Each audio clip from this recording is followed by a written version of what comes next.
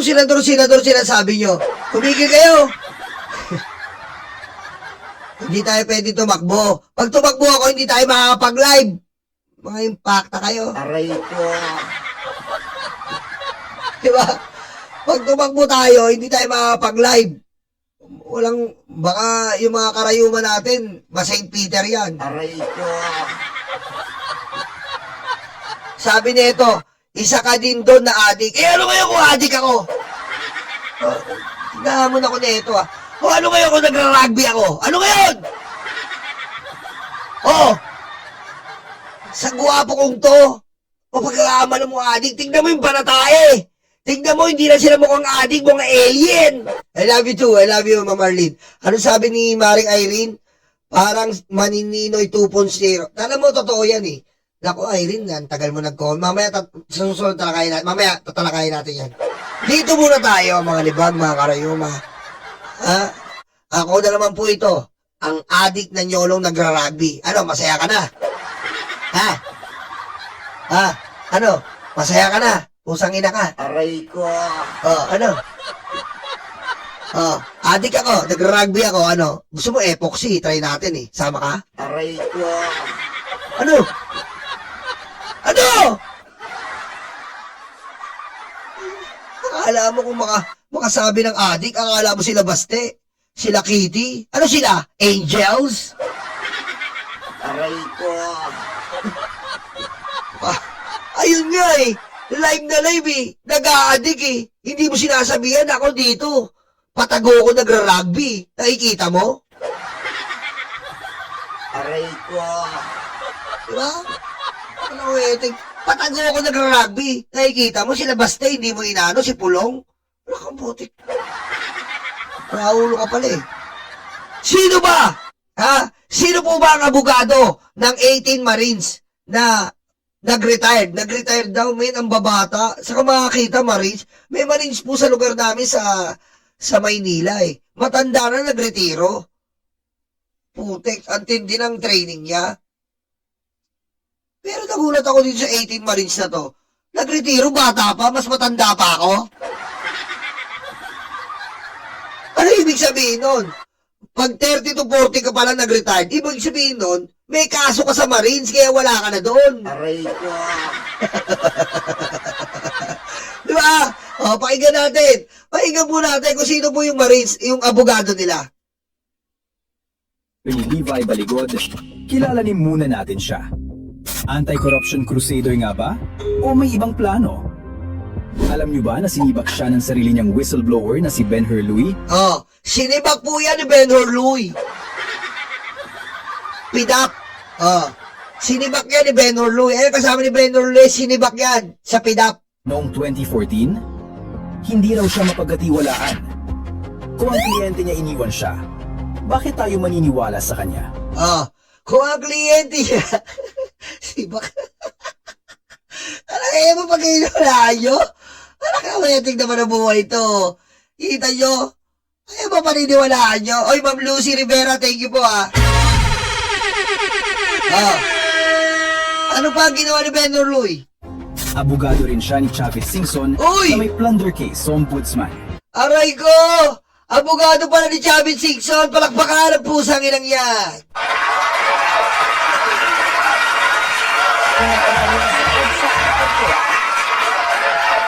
Ah, di ba? Abogado ni Chavez Singson, ang galing.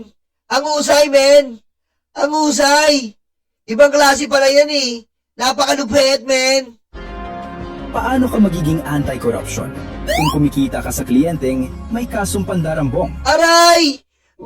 Ano na sabi nila? Bago mo linisin ang bakuran mo, linisin mo muna yung pampers mo! Aray ko. Di ba? Linis ka kininis ng bakuran ng iba, pero naka-pampers ka with bonus tae pa! Aray ko. Di ba? Mahiyaya ka, sir!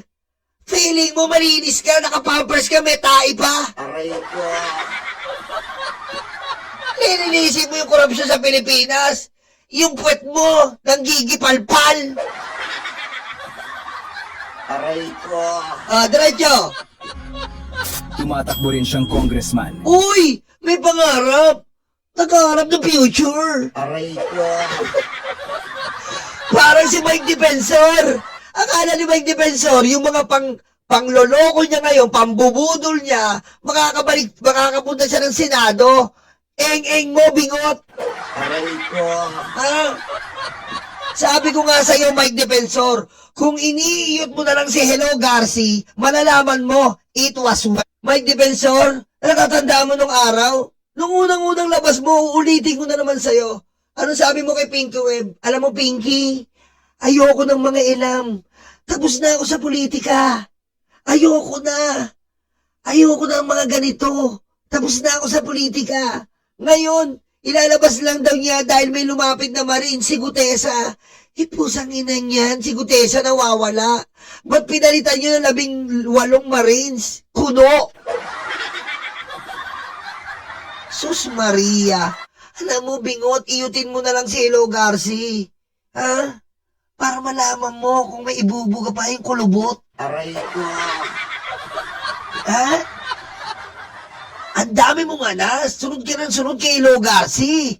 Ha? Sunod mo si Hello Garci. Ha? Mentor ni Chucky.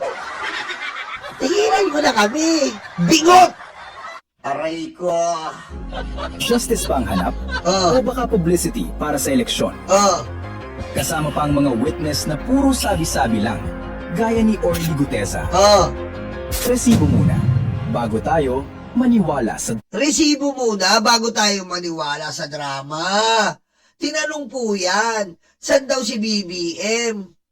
Sa Paway daw. Nakalimutan niya, may bahay sa Paway yung asawa ni Sarah. Doon kayo nag-deliver. Ha? Ang tanga-tanga nyo, yung Paway, di ba pinuntahan ko yan? Ang Paway, hindi bahay yun. Malacanang of the North yun. Aray ko. Oh, papakita ko sa iyo ha, mga Marines. Ingot kayo eh. Pupunta ko lang dyan eh. Oh. Saan na ba yung live ko? Oh. Oh, eto.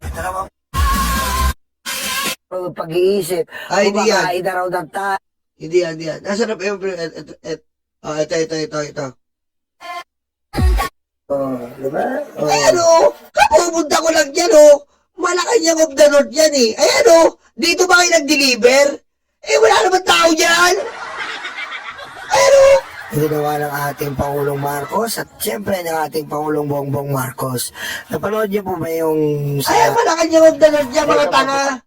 Ay, ano? Ulit si Marcoleta. Si Marcoleta ang magmamando. Kakapunta ko lang yan. Ano ba punta kayo? Ng Paway. Nag-deliver kayo sa Paway, Malacanang of the North. Bobo. Hindi doon nakatira si BBM.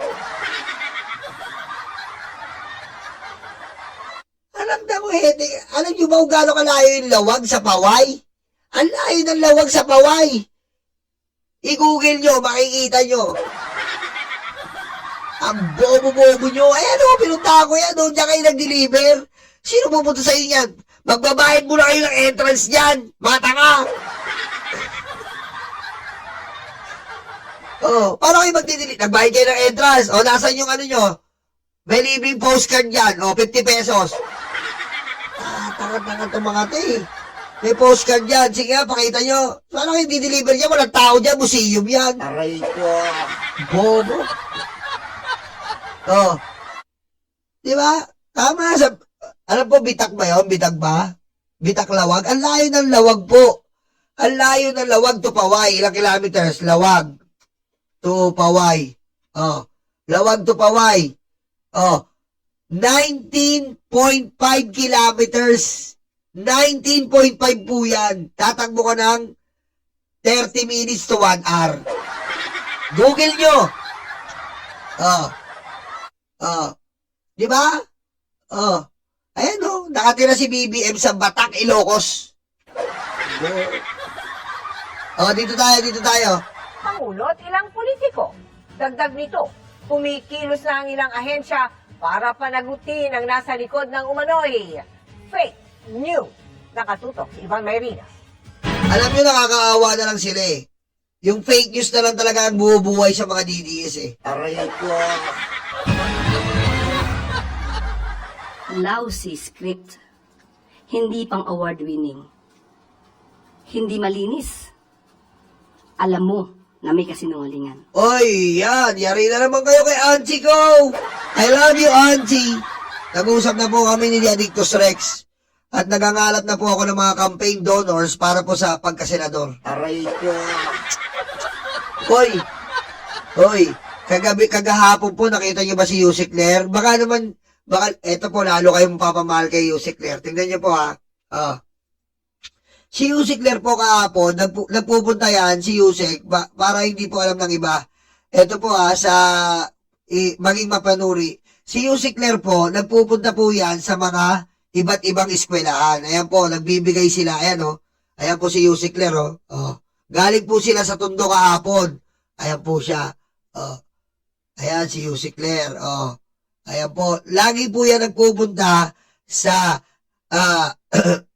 ayan o. Usap tayo, bayad muna sa Lacandula High School. Nagpupunta po siya dyan para po kausapin ng mga kabataan kung ano mga problema, anong dadagdag, anong ipapanukala. Ayan po ang ginagawa ni Yusik Claire. Every week po yan. Ayan po kasi tinawagan ko siya kahapon. Yusik, saan ka? Dito ako sa ano? Saan ka?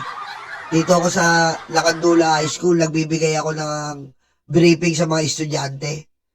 Napakalupit mo naman. Ano, sabi ko sa kanya, kailan start ng kampanya natin? Tigil-tigilan mo nga ako! Aray ko. Galit. Sabi niya, tigilan mo nga ako, Nyolo. Pagod ako. Pinukulit ko na siya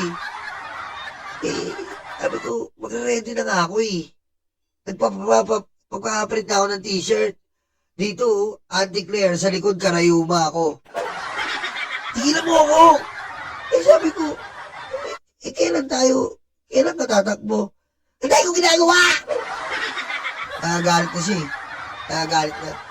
Nagagalit na sa amin ni Addictus Rex. Sabi ko, ready na yung song. Paano yun? Kaya nga hindi ko ma-play yan Kinukulit ako dahil sa kanta mo. Kaya hindi ko ma-play yan. Kinukulit ako sa kanta mo. Auntie Claire, narito na. Senado. Ang kulit mo, tigilan mo. Ang kulit mo. Aray ko. Galit Sabi ko, sa ayaw at sa gusto mo, tinatawag ka na ng mga Pilipino, Auntie Claire. Aray ko. Maaaring ayaw mo, pero gusto ka ng taong bayan. Wala ka na magagawa. Kaya Yusek, Auntie Claire, ready na kami. Eto mga lahat nanonood dito. 1,000 plus na nanonood. Ready na kami sa'yo, Yusek Claire. Ikaw nang sa Senado. Ikaw ang magiging boses ng mga may karayuma ko. Diba? Ang unang batas po na gagawin ni Yusek, lahat ng may kulubot, 50% sa pagkain. Wala nang ID. Ayan ang pag-usapan namin Ayun lang ang sabi ko, Yusek, wala nang ID. Basta may kulubot, 50% na. Tama ba? Tama yan Aray ko.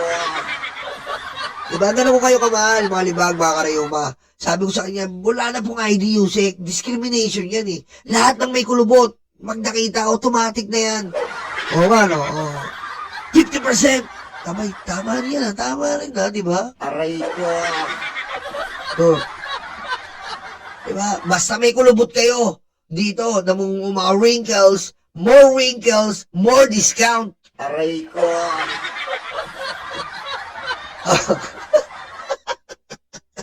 Aray ko. Galit na naman. Galit na naman sa akin to. Sorry Yusek Love you. Ang bait talaga ni Yusek. Grabe po. Nako. Thank you Yusek Gusto ko mag-thank you sa'yo. Alam mo na kung bakit. Alam niyo po, grabe. Basta, tsaka ako ng kwento. May ginawa po si Yusek. Basta mamaya ko ng kwento. Pwede ko ba kwento, Yusek? Kasi may nilapit po ako sa kanya na tutulungan. Grabe. Thank you, Yusek Thank you. Sa DOH, thank you. Sa sa DSWD, Kay Rex Gatchalian, thank you po. Sa DSWD, sa Department of Health, sa local government ng Valenzuela, thank you. So, susunod ko na po tatalakayin. Okay? Salamat po. Alam niyo yan. Yusek, alam mo yun. Thank you sa'yo.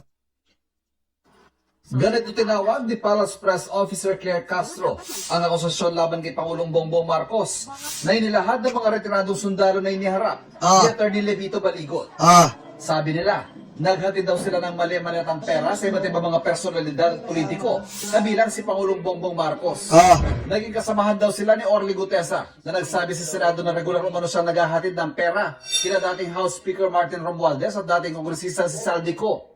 Akusasyon ni Baligot, si Marcos daw ang mastermind ng lahat ng ito. Pero tanong ng palasyo kay Baligod, So, sino ba ang nasa likod nito? Siguro dapat malaman nyo kung sino ba yung may-ari ng sasakyan na siyang sumundo sa kanila matapos ang press briefing or press con. Sino ba? Sino? Sinechitay. Sinechitay. Nila. So, ulit-ulit na kasi nangalingan. Dapat nyo siguro malaman kung sino talaga. Alamin nyo muna. Sino? Sinechitay. Gusto nyo ba blind item? Blind item, gusto nyo? Dito ko nakabasabihin yung blind item. Type ano? Type anak. Type anak kung gusto nyo yung blind item. Type anak. Sige nga, gusto nyo?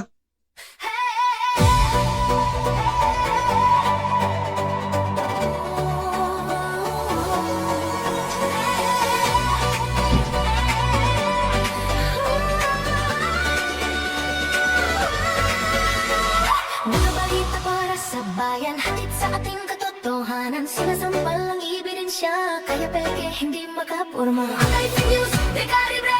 Anti-corrupt, sila madadala. Ang boses ng taong bayan, syempre anti-care natin yan. Anti-care, anti-care, andito na, andito na. Anti-care, anti-care, yara ka na, yara ka na. Blind item. Sino itong panort na mayor? Yan Sino itong panort na mayor na nakipag-eklabo sa isang batang-bata? At itong panort na mayor ay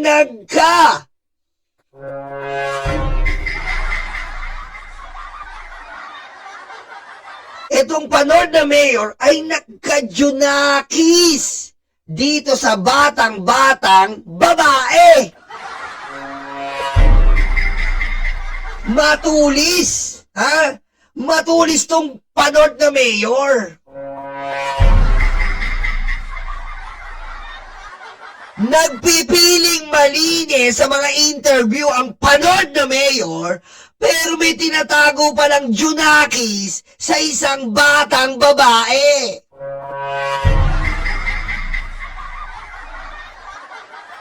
Okay? Ang apelido ng batang babae ay kaapelido ng host dati ng Showtime.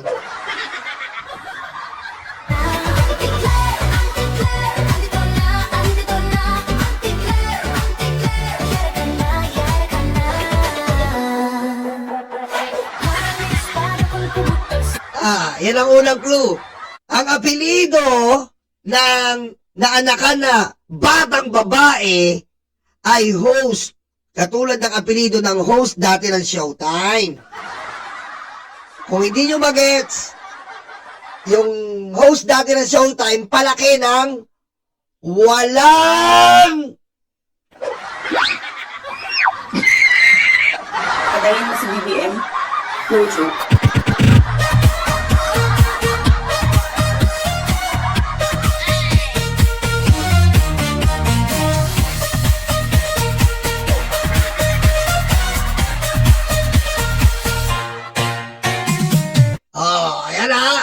Ayan na. Oh, yun ang apelido. Yung first name, sikreto muna natin. Panggasan ngayon ay mga tukmol. Hindi mo maatras, hindi sumusuko. Lumalaban siya kung nandun. Sinechite. Sinechite. Sino ba yan? Panorth na mayor na yan. Hanapin nyo na lang kung sino ang mga panorth na mayor. Ha? Kawawang babae. Ha? Medyo nakis na tinatago ang panorth na mayor. Ha? Ang apelido ng babae, baka mabas wag muna. Basta host ng Showtime. Walang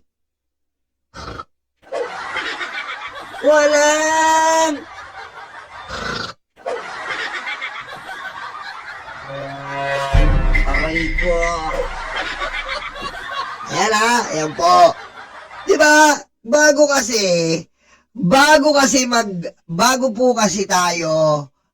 po tayo, maglinis-linisan, tingnan mo na naman ang ginagawa.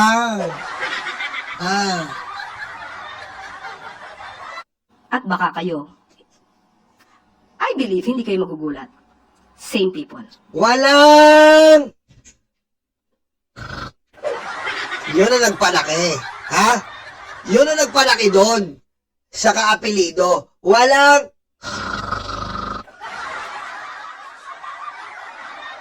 Isipin nyo na lang.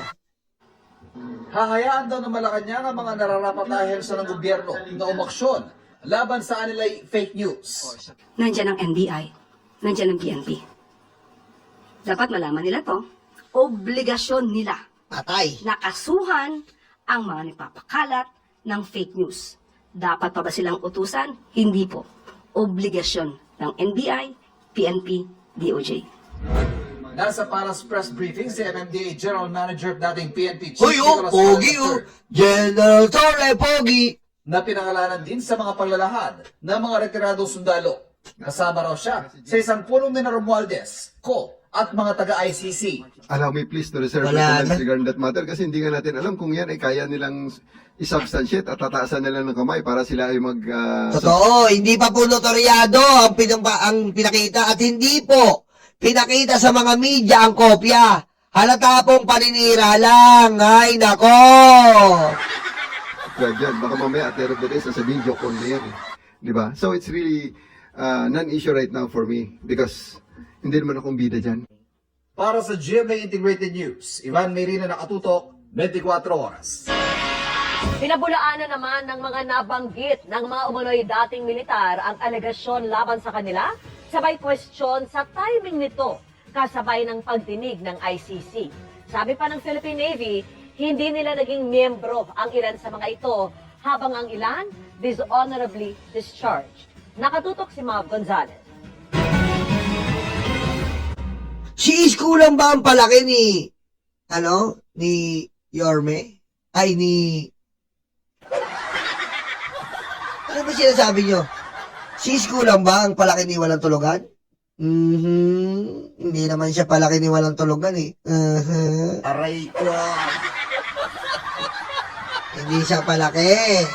Hindi siya ang palaki ni Walang Tulugan. Kung hindi siya palaki, eto pahaba po to. Pakinggan natin yung pahaba ang baba. Sa gitna ng resolusyon ni Senadora Amy Marcos na imbestigahan ang mga revelasyon ng 18 ex-military personnel, sabi ni Senate President Pro Tempore Ping Lacson, dapat i-evaluate muna kung ano ang kredibilidad ng source at reliability ng impormasyon nila. Ang mga ex-military personnel na ito, bahagi raw ng sistema ng paghahatid ng mali-maletang pera sa ilang opisyal ng gobyerno, kabilang umano si Pangulong Marcos. May mga portions doon na pwede na sabihing credible, pero may mga question ko. Number one, sinabi lang 805 billion yung napunta, yung pinamahagi o napunta kay Congressman Salvi ko.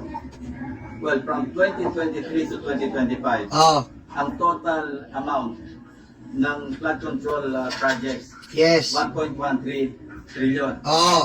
So kung... Ito po tignan nyo po 809 billion daw na napunta sa kay Saldi ko. Kung 809, 1.2 trillion po ang flood control buong Pilipinas na. O, tingnan natin. Napunta kay Congressman Saldico allegedly, Ah. 805, that's at least 805 pala. 70% 70% nung napunta kay Saldico. Pero, of the total appropriations for the same period sa flood control projects. So, puro cost na yung nandun. Saan manggagaling yung napunta kay Bernardo? yes. Saan ang napunta kay Alcantara? Yes. Parang sobra computation. Sobra po. Kung susundin natin yung sinabi ng mga Marines at nung attorney ni Chavit Singson, attorney ka pala ni Chavit Singson eh. Aray ko. Di ba?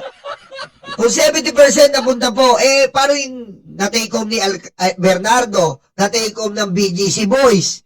Ang lalaki po nun, na-take home ni Garjola. Oh. Ibig sabihin, kung 70%, napakadami pong ghost flood control. As in, walang ginawa. Hindi naman ganun eh. Meron pong mga ginawa. So, invalid na naman. Aray ko. Sumulat na rin daw si Lacson sa Philippine Navy, Army at LTO para alamin ang pagkakakilanlan ng mga nagpakilalang dating military personnel. May initial information from the Navy na yung iba dishonorably discharged. Oh. A number of them were never members of the Philippine Navy. Patay. So doon pa lang, makukwestiyon natin yung credibility ng source. If true, Pagkatapos ng verification, pwede raw paharapin sa Senado ang mga ito. Nagsabi na ang Philippine Navy na hindi kailanman naging miyembro ng Philippine Marines o Philippine Navy ang 4 sa mga lumabas na ex-military personnel. Karamihan din daw sa mga ito ay na-dishonorably discharged mula sa serbisyo. Kita mo mga bata pa dishonorably discharge. Tsaka huwag yung sirahin yung Marines, susmiyo naman Huwag yung sirahin yung Marines. Putik yung babata nyo, retirado kayo. Ex-Marines kasi may ginawang kaso. Habang ang ilan naman ay nakapagretiro ng maayos. Pero hirit ni Lacson, tila kahina-hinala ang timing nila. Tama. the timing, parang nakataling to, bakit yung ICC ngayon na nakapokus? Yes. Ang pinoproject doon is napaka-corrupt ng ICC. Yes. Biro mo sisirahan niya yung ICC. Dapat dati yung pag ginawa yan. Porkit ngayon lang nilabas. Dapat 2017 pa lang siniraan nyo na yung ICC. Pero bakit ngayon? Kasi nga nililihis nyo yung paglilitis ni Digong. Napahiyang-pahiya na po sa buong mundo. Dahil nilagyan ng $2 million, allegedly, through former Senator Trillanes. Yeah, kasi timing ng ICC confirmation of charges. Yes. Ang timing din, yung ngayon, February 25, yung EDSA, 40th anniversary ng EDSA. So ano yung, sa akin kung ako yung mukhang merong political color, not just political color, mukhang merong destabilization na aspect. Mariin namang itinanggi ni dating Senador Trillanes na tumanggap siya ng $2 million o anumang halaga mula kay Ko para sa investigasyon ng ICC o anumang pakay. Gusto lang daw nitong i-discredit ang ICC proceedings laban kay dating Pangulong Duterte. Sasampahan niya raw ng kasong cyber libel sina Levi Paligod, Mike Defensor, ang 18 dating sundalo at lahat ng nagpapakalat ng kasinungalingang ito. At kung may inutusan daw siya para kontakin ang mga police official at politiko para ma-intervene ng ICC, Yes. ano naman aniya ang mali doon? Tama. Nag-react na rin ang ilang mambabatas na nabanggit kaugnay ng issue. I will not dignify a tall story allegation. Pati si Tito Sen, anak ng weteng, pati si Tito Sen, kay elect lang ni Tito Sen. Isabihin nyo kay elect lang ni Tito Sen. Paano kung bibigyan si Tito Sen? Kaka-elect lang yan Aray ko. Ang bobo naman. Kaka-elect lang ni Tito Sen at siya pa nga ang nagsumbong sa Pangulo tungkol sa flood control. Silang dalawa ni Senator Ping Lacson. Sinumbong niya sa Pangulo yung flood control. Ang bobobo nyo. Nakakatawa rin, baka hanapin sa akin ng kasama ko yung tipong mali. It's all BS. Unassign nga present themselves as National Marites Council. Nilulutawag sa mga ganyan. Sabi naman ni Representative Laila de Lima, Pati si Laila de Lima. Putik, hindi pa siya senador noon. Nakakulong siya, kasama siya. nabanggit din sa affidavit Tingnan na lang ang timing ng paglutang ng ex-military personnel na tumaon sa confirmation of charges ni dating Ang bobo nyo mga DDS, ang pangit nyo kabanding. Aray ko. Pulong Duterte, pati na sa pag-unsad ng impeachment complaint laban kay Vice President Sara Duterte. Tinawag ng chief at katawa-tawa ang paglutang ng mga alegasyon na layon lang daw i-distract ng mga tao mula sa tunay na issue, ang paghusga sa mga Duterte. Ang timing din ng paglabas ng mga ex-military personnel ang petisyon ni Representative Joel Chua. Sinusubukan pa namin kunan ng pahayag ang iba pang pangalan na banggit. Para sa GMA... Ayan po Ayan po, malinaw na malinaw. Kung susumahin nyo po 805 billion daw na punta kay Saldico, paano pa yun kung kukumputin mo? Is magiging sobra-sobra po yung flood control. Doon pa lang po, wala na eh. Pangalawa, abogado ni Chavit Singsong to. Doon pa lang alam na eh. Aray ko. Sino nagsundo sa 18 Marines? Ano sabi ni Yusek Ler? Alamin nyo kung sino. Baka masabit kayo. Aray ko. Kasama daw si Tito Soto. Hindi pa nga sila senador eh. Kasama daw si Laila de Lima, yung akbayan. Putik. Sinuulan daw yung ICC investigator. Anak ka ng weteng, oo. Aray ko. Si Erwin Tulfo, kasama daw, hindi pa nga senador yun. Aray ko. Anong klase ng ang pangit nyo kabanding, men? Maghanap kayo ng kausap nyo. Hulaan nyo na lang kung sino tong mayor na Panort. Aray ko. Inuulit ko, mayor na Panort, na anak ka ng batang babae. Junakis. Ang apelido,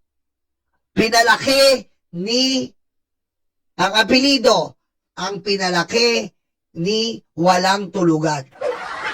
Aray ko. Magaling magsayaw. Dating host ng Showtime. Magaling magsayaw.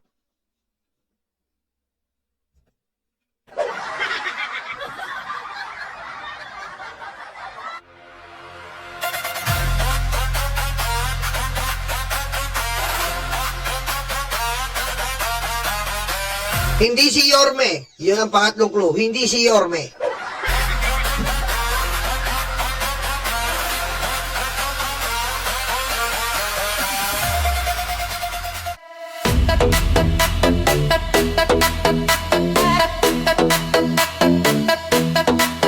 Takot na ang mga aso, dumarating ang mga kaso. Sila ay sinusundo na, dadalhin sa tatay nila. Aray waranto, takbo na bato, takbo na bato, takbo na bato. Aray waranto, bakit na bongo, bakit na bongo, bakit na bongo. Aray waranto, takbo na bato, takbo na bato, takbo na bato. Aray waranto, bakit na bongo, bakit na bongo, bakit na bongo.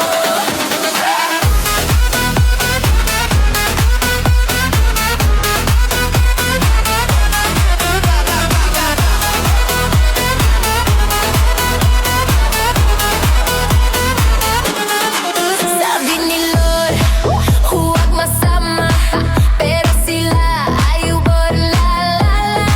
Nalalapit na silang masira, ay nagkarma, ay nagkarma. Aray waranto, takbo na bato, takbo na bato, takbo na bato. Aray waranto, bakit na bongo, bakit na bango, bakit na bongo.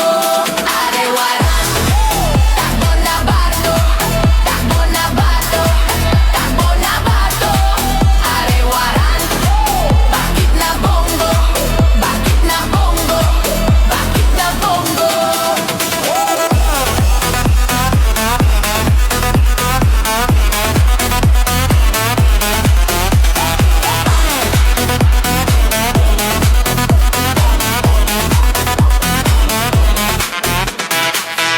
De, utakluga, de, stanga-tanga, de, utakluga, de, stanga-tanga, de, utakluga, de, stanga-tanga, de,